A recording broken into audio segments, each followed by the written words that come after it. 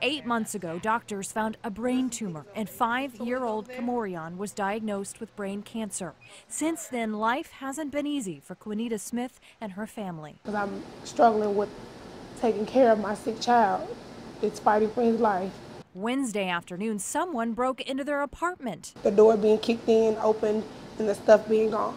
The burglars didn't touch a mountain of Christmas presents sitting on the living room floor, but instead headed straight to the bedrooms, snatching a gaming console, games, and 2 televisions, including a smart TV in Kamorian's room. The TV was right here on a stand.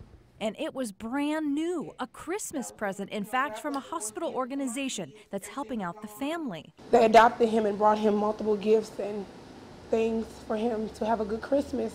The important thing that he likes to do, watch TV. His TV's gone. Kamorian's life revolves around his health and chemotherapy treatments every Thursday. He's a normal kid, but at the same time, I have to be careful with him. But he can't wait for a warm-up and to hop on another gift, a new bicycle. Smith says they have to move on and try to have a good Christmas. We have a very supportive family, so I'm not going to say it's ruined. But for me to have to live here and continue, not be able to leave my house, my kids' Christmas stuff can't stay here. They have to go to my parents' house.